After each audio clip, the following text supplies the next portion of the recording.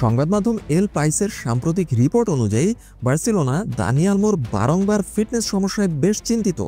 ক্লাবের পক্ষ থেকে এখনও তার এই বারবার ইনজুরিতে আক্রান্ত হওয়ার কারণ খুঁজে বের করা যাচ্ছে না।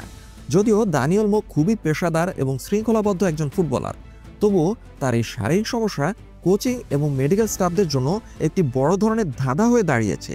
কেন তিনি বারবার ইনজুরিতে পড়ছেন? ক্লাবের ভেতরের লোকেরা তাদের বিভ্রান্তির কথা শেয়ার করে বলছেন, যদি সে পেশাদার না হতো, শৃঙ্খলাবদ্ধ না হতো, তাহলে এটাই স্বাভাবিক ছিল যে সে বারবার ইনজুরিতে পড়বে। কিন্তু সে একজন আদর্শ খেলোয়াড়, তারপরেও সে কেন বারবার ইনজুরিতে পড়ছে সেটা কিছুতেই বোঝা যাচ্ছে না, কারণ সে সব দিক থেকেই নিজের যত্ন নেয়। দানি আলমো তার কঠোর জীবনযাপন এবং শারীরিক অবস্থা বজায় রাখার জন্য সুপরিচিত। সংবাদ মাধ্যমের রিপোর্ট অনুযায়ী এই স্প্যানিশ আন্তর্জাতিক ফুটবলার কঠোর ডায়েট মেনে চলেন এবং এমনকি ছুটিতে গেলেও তিনি একজন ব্যক্তিগত শেফ সাথে নিয়ে রাখেন। ফুটবলের প্রতি দানি আলমোর এই কমিটমেন্ট শুধু প্র্যাকটিস সেশনেই সীমাবদ্ধ নয়, সন্ধ্যার পরেও সে তার ওয়ার্কআউট রুটিন চালিয়ে যায় এবং সঠিকভাবে বিশ্রাম নিশ্চিত করে। সংবাদ মাধ্যমের একটি সূত্র নিশ্চিত করেছে, এখন যাকে হিডেন ট্রেনিং বলা হয়, দানি আলমো সে সবগুলোই করে। তবুও এত প্রচেষ্টা থাকা সত্ত্বেও দানি আলমো বারবার ইনজুরিতে পড়ছেন। এক্ষেত্রে কোথাও না কোথাও একটা সমস্যা রয়ে গেছে। বার্সেলোনা ক্লাব স্বীকার করে যে ফিটনেস বা পুনরুদ্ধারের পদ্ধতি সবার জন্য উপযুক্ত নয়।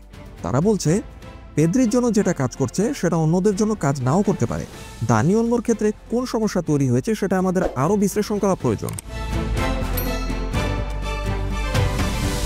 বার্সেলোনার মেডিকেল বিভাগ এই মৌসুমে বেশ চাপের মধ্যে রয়েছে। স্কোয়াডে ইতিমধ্যেই 15টি ইনজুরি হয়েছে, যার মধ্যে 12টি মাসেল ইনজুরি। এটি গত বছরের একই সময়ের তুলনায় 3 গুণের বেশি। দলের মধ্যে দানি আলমোর ঘটনা এই বৃহত্তর সমস্যার একটি প্রতীক হিসেবে দাঁড়িয়েছে, কারণ সে একজন অসাধারণ মানের খেলোয়াড় যে যথেষ্ট ফিট থাকতে পারছে না ধারাবাহিক প্রভাব ফেলার জন্য। যদিও দানি আলমো কঠোর নিয়ম শৃঙ্খলা মেনটেন করে থাকেন, এত ধাক্কা সত্ত্বেও দানি আলমোর দক্ষতায় আস্থা অটুট রয়েছে। বার্সেলোনা বিশ্বাস করে এই তারকা খেলোয়াড় দ্রুতই মাঠে ফিরবে। ক্লাবের স্পোর্টিং ডিপার্টমেন্ট এখনও তার প্রতিভায় বিশ্বাস রেখেছে। তারা বলেছে, যখন সে পুরোপুরি ফিট থাকে তখন সে ইউরোপের সেরা মিডফিল্ডারদের একজন।